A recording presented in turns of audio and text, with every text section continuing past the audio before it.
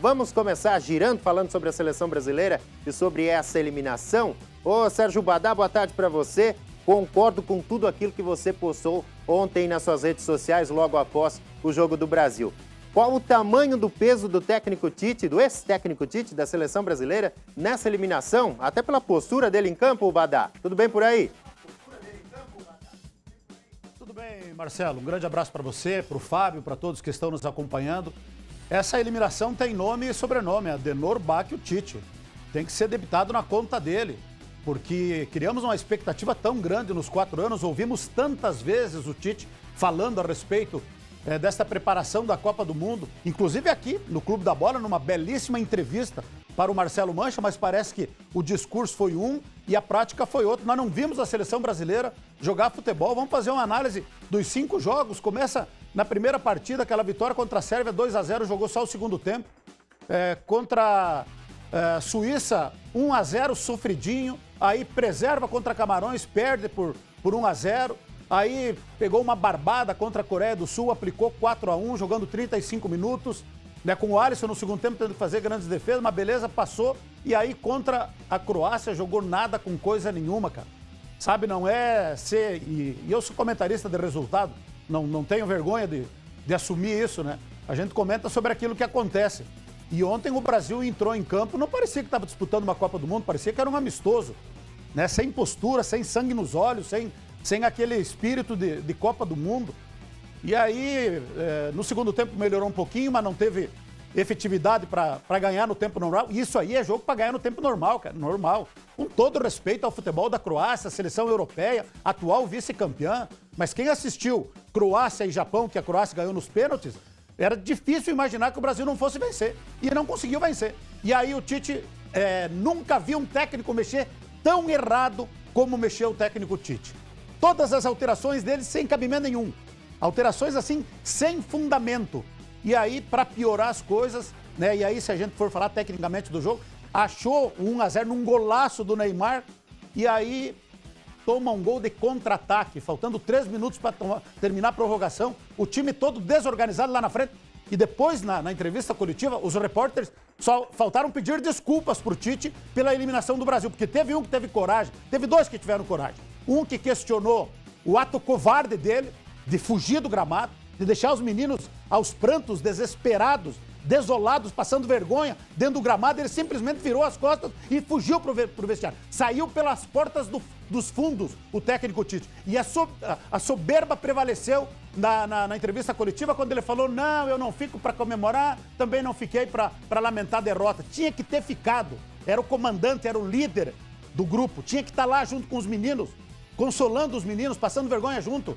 E aí, depois daí, o repórter falou: Tite, e a desorganização do time na hora que tomou o gol do empate? Não, o meu time não estava desorganizado. A desorganização fica por tua conta. Como que não estava desorganizado, cara? Totalmente desorganizado, as alterações dele, tirar Vinícius Júnior. Pra quê no intervalo?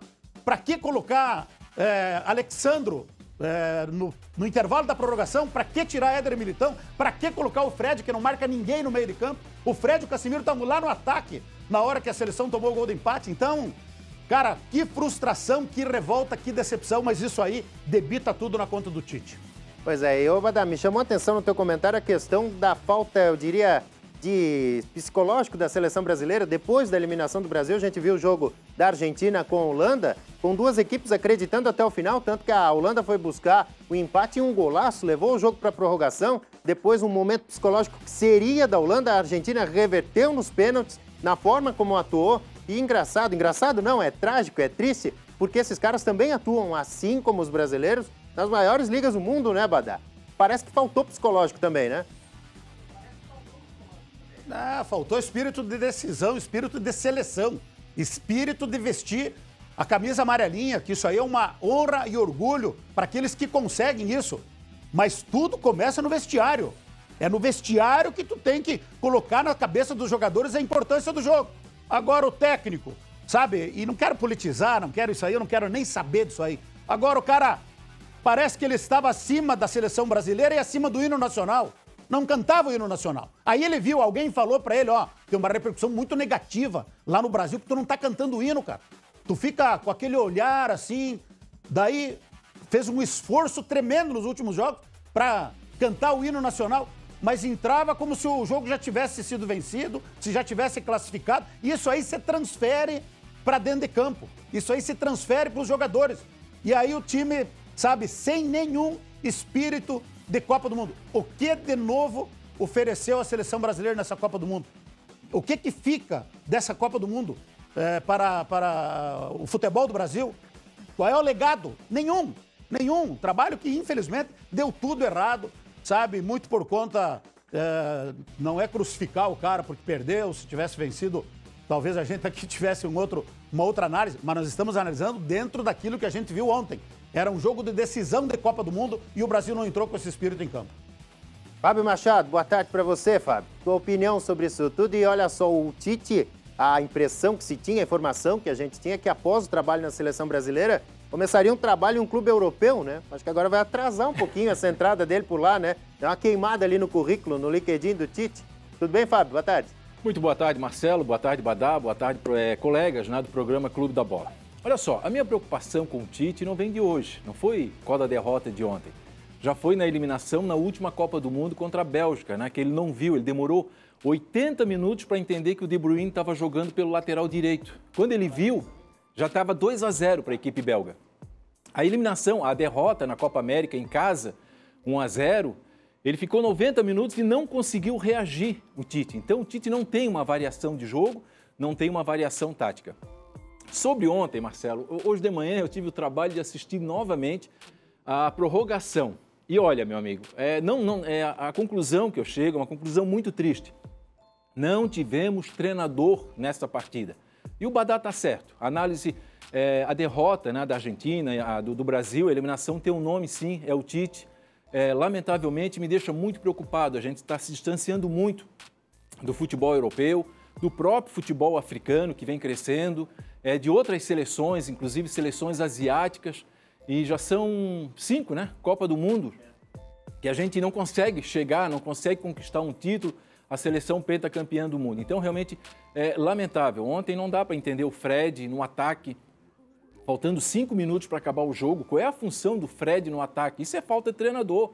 Isso é um treinador que não está ali para orientar, não é um treinador que não está ali para chamar o cara de volta. As próprias substituições do Tite. Agora, é claro que a gente culpa o Tite. O Tite é o treinador, ele é a referência. Mas nós tivemos erros também ontem ali individuais. O Casemiro, por exemplo, não quis fazer falta no Modric. Casemiro, que é ex-companheiro do Modric no Real Madrid, e me lembrou a Copa do Mundo de 1990, quando o alemão não quis fazer falta no Maradona. Os dois jogavam juntos no futebol italiano. Então são esses detalhes que fazem com que o Brasil vá se distanciando, nós vamos perdendo espaço e está na hora da gente parar de ser arrogante. O que eu falei ontem é o seguinte, o Brasil é um país que gosta de futebol, isso é ponto, mas é um país que deixou de ser o país do futebol já há algum tempo. É um raciocínio que vale aí. A Inglaterra criou o futebol, inventou o futebol e está há quanto tempo na fila? Sem ganhar nada. Desde 1966, ganhou a Copa do Mundo uma vez em casa. Né? Então acho que falta. E eu notei, Fábio Machado, nesse ano, que o torcedor se aproximou, tentou se aproximar novamente da seleção brasileira. A gente via nas ruas aí crianças já pequenininhas com a camisa da seleção brasileira e não tem nada a ver, tá, gente, com questão política partidária, não, longe disso. Meio que se resgatou esse amor pela seleção brasileira. Aquele distanciamento que aconteceu, até para essa garotada nova da seleção, Vinícius Júnior, o Rodrigo, o Neymar, que queira ou não, é o craque da seleção brasileira. Agora, até que ponto essa eliminação prejudica, Fábio, nessa reaproximação da seleção brasileira com seu torcedor, que é algo que tem que acontecer, né? Na verdade, é o seguinte, a reaproximação, viu, Marcelo? Porque a seleção brasileira é uma boa seleção. Nós temos ali jogadores em que todos eles são protagonistas nas suas equipes. Né? Qual é a seleção que tem um Vinícius Júnior, por exemplo, um próprio Rafinha, o Antony? Então são bons jogadores. O próprio Casemiro errou, mas é um baita de um jogador. Então a gente começou a entender que era possível conquistar essa Copa do Mundo. Então sempre vai acontecer em período de Copa do Mundo. Mesmo que a gente tá ali, né, olhando assim meio de lado, tal, não vai, mas na hora que dá uma embalada, consegue passar de fase, todo mundo se abraça. O que acaba aumentando um pouco o peso e o tamanho da decepção. Agora, o que acontece? Nós estamos naquela fase agora, né, quando perde uma Copa do Mundo, Marcelo, teve uma Copa do Mundo que eu chorei, tá? Eu já contei essa história aqui, né? No esporte é uma coisa muito fascinante. Eu teve 3 situações assim que eu chorei no esporte. Foi quando o Guga ganhou o Roland Garros em 1997, né? Por ser um manezinho, um catarinense, enfim, aquela questão do orgulho. O acidente da Chapecoense, eu chorei muito, né? Eu acho que quem não chorou, né? A questão de tudo aquilo que envolveu. E a perda da Copa de 1982. Que se nós formos rigorosos, viu, Marcelo? O Badá falou o seguinte, qual é o legado dessa seleção? Gente, o último legado que nós tivemos positivo foi a seleção de 82. Foi o futebol arte. Em 94, quando o Brasil ganhou lá nos Estados Unidos, o nosso legado foi negativo, que foi aquele monte de cabeça de área, né? Só o Romário e o Bebeto lá na frente. Então, nós não temos legado. Eu concordo, o último legado já faz muito tempo que a seleção não deixa. Quem tem deixado legado para o futebol mundial são as seleções estrangeiras. A jogada ensaiada, por exemplo, no gol ontem da Holanda, sensacional. A capacidade de renovação de Portugal, a capacidade de renovação da própria Croácia, apesar do Modric, do Lovren, né, que serem jogadores mais experientes. Então, me preocupa, sabe? Então, assim, o que aconteceu? Nós fomos o país do futebol. Os europeus praticaram a chamada engenharia reversa.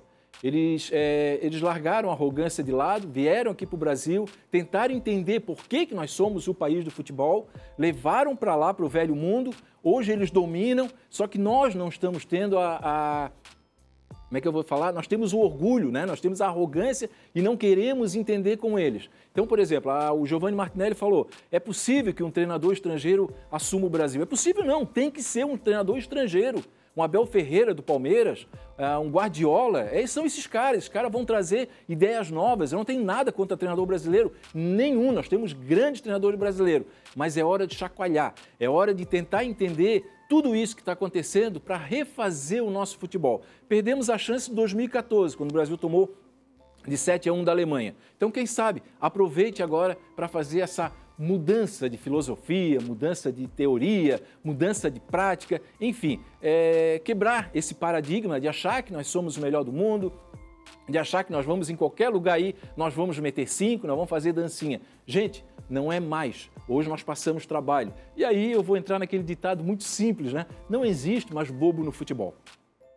Ficou provado, né? Tanto que Marrocos aí está quase levando o jogo contra Portugal agora e também garantindo classificação para a semifinal da Copa do Mundo. Vamos colocar o Emerson Luiz nesse papo, nessa discussão? Emerson, seja bem-vindo, boa tarde para você. Vamos fazer uma boa tarde, né, Emerson? Depois dessa eliminação da seleção brasileira. E ontem, acompanhando teus relatos aí sobre esse jogo também, a gente comentou aqui sobre as crianças, até os menores, né? Sentiram essa eliminação doída da seleção brasileira ontem, né? Que escapou entre os dedos, Emerson.